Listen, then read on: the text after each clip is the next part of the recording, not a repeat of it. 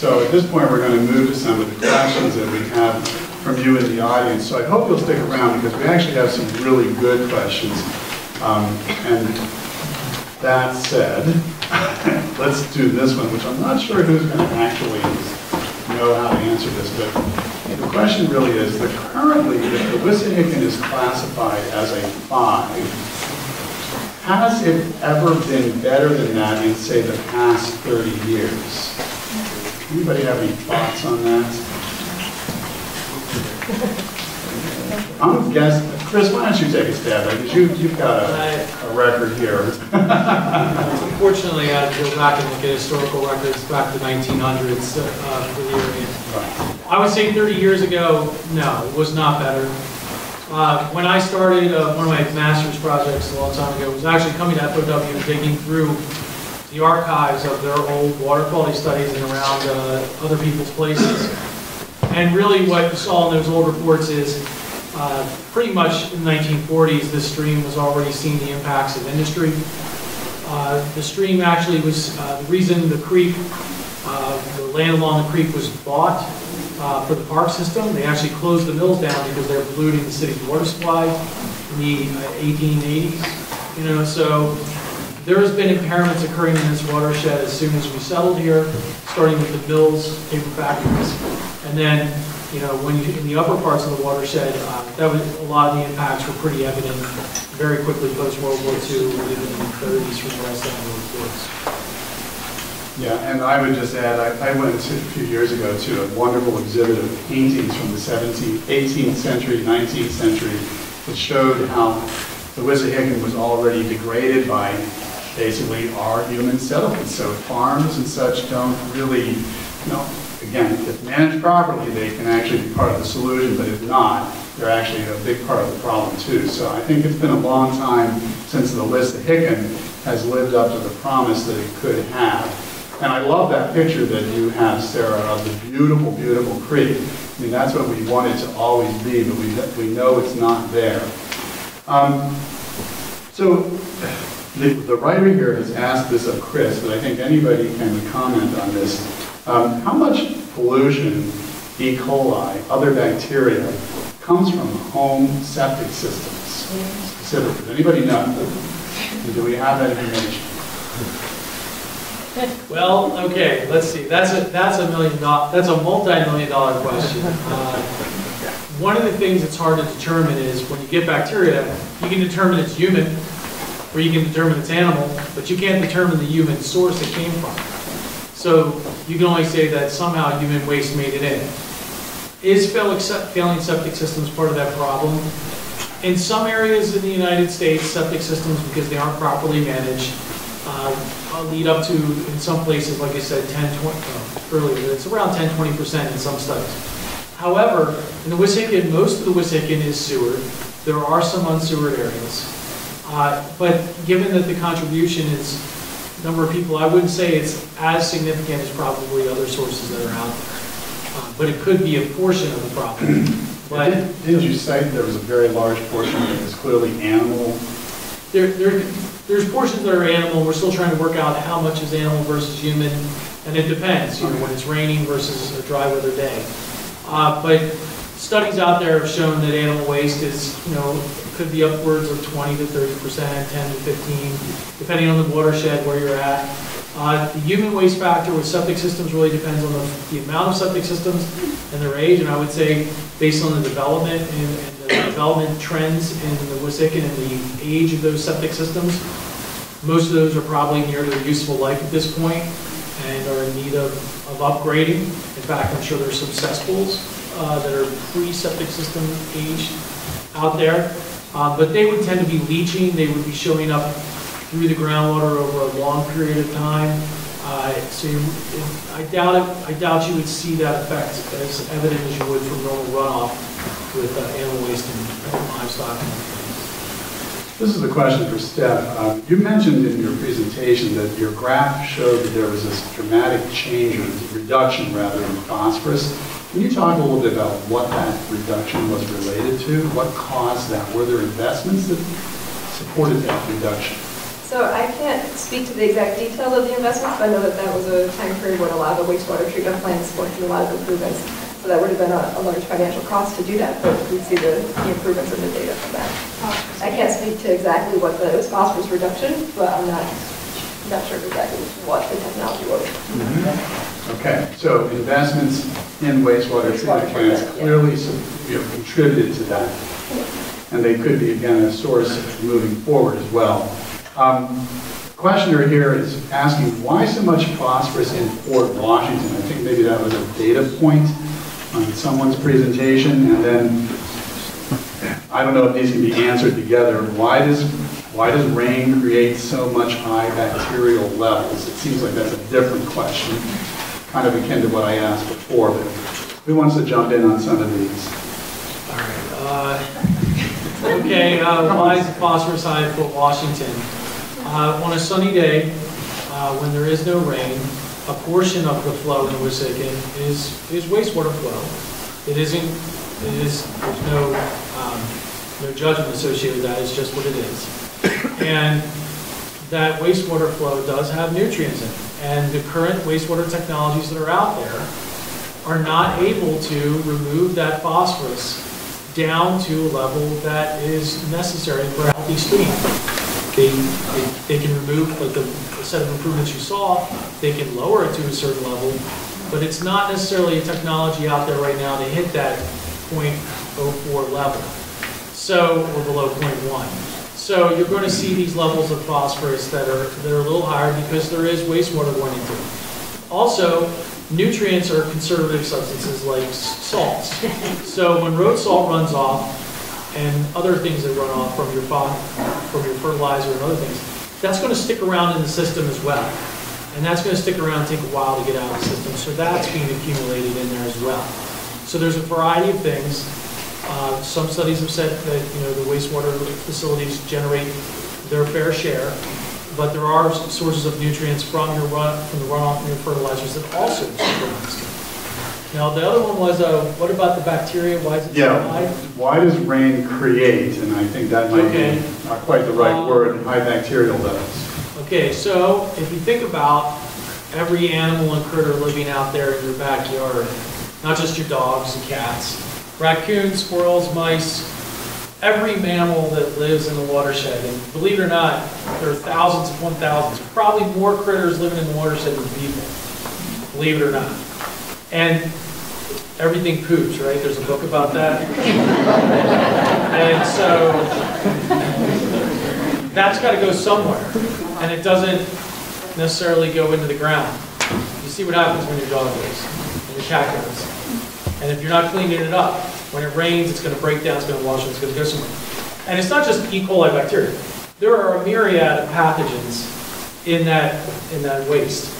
And some of those pathogens, like protozoa, some of them can actually survive for months in that waste and then show up in the water later and still be viable and infectious. So it's not just E. coli. Actually, on my end, I'm concerned about a pathogen called Cryptosporidium, which we have to specifically treat for at our water plant because of the influence of the Wissahickon Creek. And the other intake for the other part of the city, 2 miles downstream, the other side of the river, doesn't have that issue. So that's a specific issue that we'll spend some other time about that. Pass it to Steph. All right, how do pesticides like Roundup affect the health of the creek? Can you speak to that, Steph? I can briefly. Okay, and if Sarah or anybody else wants to jump in, go ahead.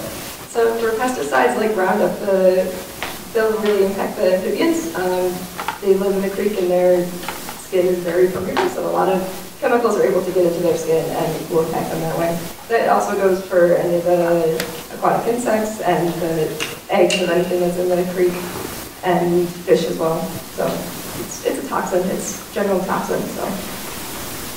Anyone else? Any other comments? Okay. How come on, why is new housing and commercial development allowed in the floodplain area? What's that about? Beats the hell out of me. It's not. And I don't know what the question is really all about. A lot of people are concerned about new commercial development anywhere, and I think the issue probably pertains more to stormwater management, and with the new requirements coming from the watershed plans, new developments are required to mitigate further stormwater runoff. But you can't build new factories in the flood. So I think that's strictly illegal and won't happen. So I think it's a couple of things that I'm going to try to jump on. Yeah, sure. First off, your slides showed actually, historic development. So I think that there's a lot of historic development, folks. And then I think the other thing that Jeff, I think, illustrated very, very capably is that, frankly, floodplains have been historically very poorly mapped. And when you change the upstream stormwater management, i.e. when it goes from woods to a parking lot, suddenly the floodplain downstream is a lot different. So I think that there's a lot of factors that have contributed historically, and a lot of that is change over time. It's not just bad decision-making at the municipal level. In fact, it's not permitted at all. No, it is, and I can't imagine that happening. Again, responsible municipal officials would never want that to happen because that's a liability challenge for that approval in the first place. So I just think that, again, very amply illustrated, historic development is part of the problem, and then, again, not understanding cumulative impact of upstream development and how that changes the hydrologic cycle, increases the floodwaters. All right. All right, here's a really great hypothetical question, folks. If you had to invest your personal wealth, all right, so this is like reducing, this is watershed restoration monopoly. Where would you invest your personal wealth over the next 10 years? And how would you spend your money to restore this watershed? Come on, everybody get in on this game. Sarah, Mike, you haven't had much opportunity to speak. Anybody you have investments? Come on. All right, this is your own money now, Mike. I'll go first. I'll either say something stupid or say something that someone else would have said before me anyway, so it's good to go first. Provocative and good. Yeah, I mean, I think there's so many opportunities in this case, and I think that's one of the exciting things about working in this field right now is we have so many problems and so many possible solutions, and I don't think there are many wrong answers in this case. My thought, at least initially, maybe some of the scientists in the group can correct me or offer some additional insights, but my thought would be to go and invest in probably repairing buffers, try to do some land preservation up in the upstream part of the watershed, up in the headwaters, try to prevent some of the downstream erosion and scourging that we've seen in the stream banks, try to invest that way, but I don't know what other people have in mind. One thing that we did as a part of our work in the upstream Philadelphia cluster is look at where we could make an improvement and demonstrated improvement, and our approach was to target stormwater improvements in certain priority areas instead of moving them all around the watershed. The idea is to focus them into certain areas and to kind of learn from that experience what works the best and what doesn't. I would invest in selected sub-areas and put a lot of projects in, and that's how I spend my money. This feels like what type of vacation would you take if you had $1 million or something like that? It's a great way to think about it. So I would kind of lead on, go off with what you guys have said of really focusing in on the upstream portion of the watershed, and not just specifically the Wissahickon, but also all the tributaries that lead into the Wissahickon too. Probably looking at basins, because that is the low-hanging fruit that you can make a lot of improvements with at a cheaper cost than actually doing full in-stream restoration throughout the entire Wissahickon. Be a little less scientific, I would invest in groups like WVWA and FOW, who already have the standing and structure set up. She's just very smart. I think it's worth saying that the implementation plan of the upstream cluster specifically referenced stormwater basin, and specifically referenced riparian buffer planting. So I think those two things are a lot of the first places that I would invest my well. And I think in a similar fashion to all the other speakers, I would look at those opportunities that are more or less upstream, but I'd go along with something that Sarah's getting at, which is, and some of them should be in very public places. So another good investment is whether it's your own public parks. So your municipal complex is a great place to demonstrate best practices because everybody comes there, hopefully. So, or your, again, recreation facilities, your schools are really great places. And they're not always, again, in those first order streams, but that's where human beings go, and they get a chance to actually learn something, hopefully. All right, is there a type of rock salt, let's just say road treatment, that is less harmful to the creek? Does anybody know? Chris, want to pick up on this one? The road salt question. I'll just, before I'll let Chris think a little bit, and then, one thing that we just, Temple received a grant from PennDOT to look at de-icing materials, and I've got 3 chemists that are just doing exactly that, trying to find a more environmentally friendly applicant as opposed to salt. So one thing, Laura Torres is running late. She's been out monitoring some of the creeks, and she did notice a conductivity reading in the Wissahickon of closer to 800. So they're really up. Chlorides are really up this year. So do you have enough time now, Chris? Thank you. That's great. I've got enough time to Google that. Okay, so I get the salt question all the time. What do I put up for my dog? What do we do?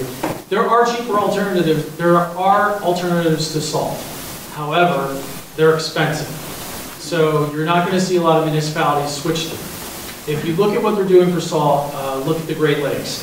They have problems in Wisconsin and other places related to the Great Lakes where they've been having too much salt chloride go into those, sodium chloride go into those streams and into the lakes, and actually it hangs around, and that ultimately causes a problem.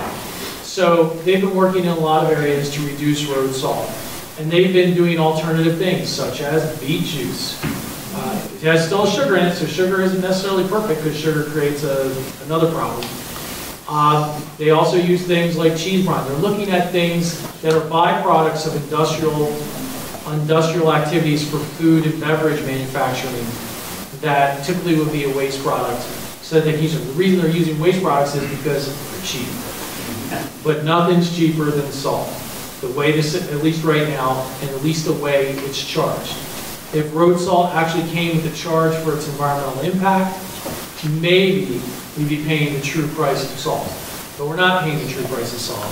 So what we're paying for is a cheap thing today that leads to a problem tomorrow. And the trends have been clearly, for the last, and I've published this before, the last 30, 40, 50, 100 years, sodium chloride in all the streams and rivers in southeastern Pennsylvania, including the Schuylkill and Delaware River, have been increasing almost directly proportional to the amount of impervious area in the watersheds.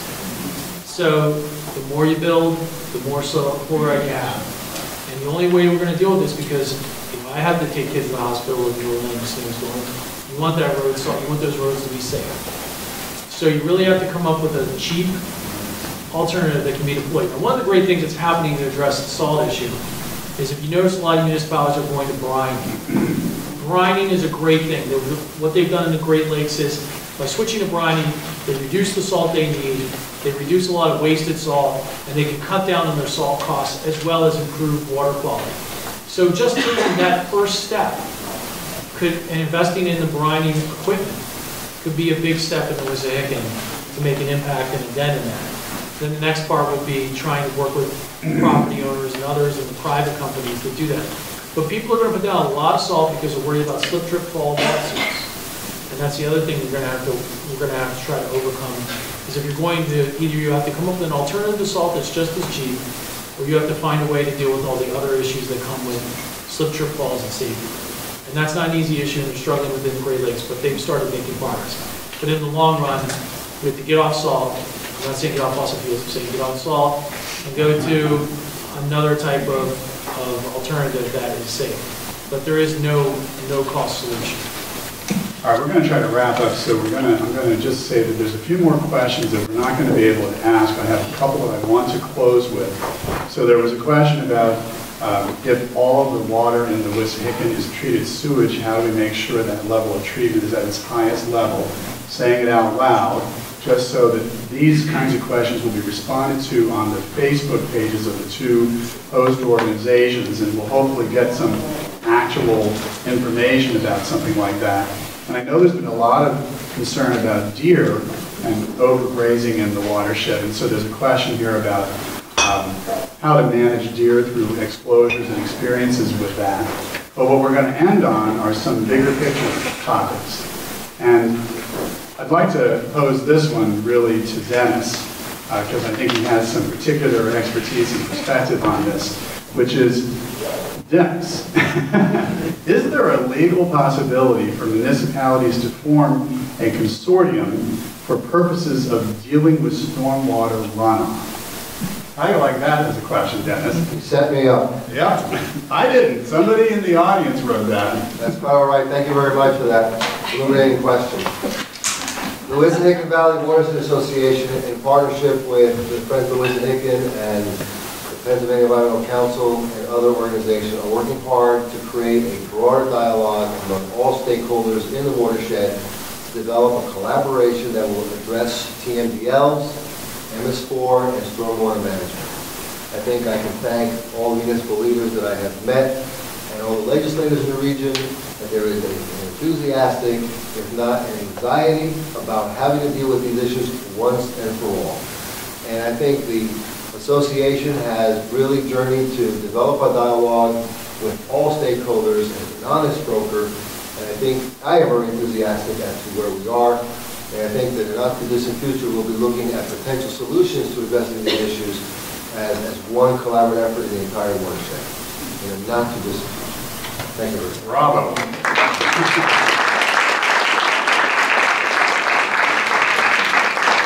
So I'm sure a number of you are wondering this very same question. I'm going to answer the question on behalf of the panel. And it has to do with if we all do our part, nonprofits, government agencies, municipalities, organizations, and citizens, what is the potential timeline for achieving a cleaner Wissahickon Creek tomorrow? And is it feasible in 20 to 50 years? That's not the point. The point is that we have to get started now. And that's the only thing that's really important here. So, you know, this question, I've heard it asked of many experts. When will we be done? I don't think anybody, does anybody here want to even speculate on that? Because I don't believe anybody knows. All right, Chris wants to, you live dangerously, man. Go ahead. The answer is managing a watershed is never done.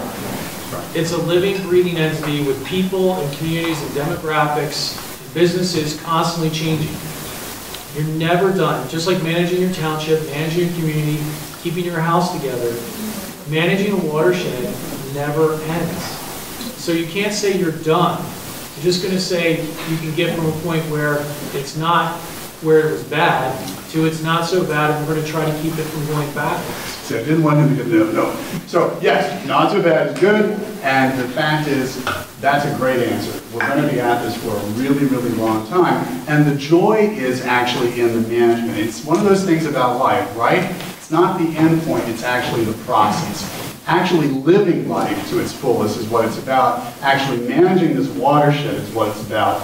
Doing it collaboratively is what it's about. Come on up, I'm done with my speech, come on up. You know, I just have to comment on a couple of very quick things.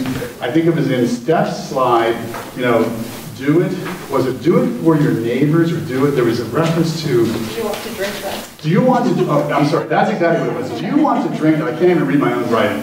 Do you want to drink that? Let's approach this watershed in a collaborative way where we think about each other and think about ourselves as in this together. I hope that as some of the upstream municipalities start to tackle these problems, maybe those of you who are speaking up at your municipal meetings would bring Mara or one of your people sitting next to you along to your municipal meeting and say, They live downstream from us. It's our responsibility to do our part because we're all in this together. Thank you all very much for being here.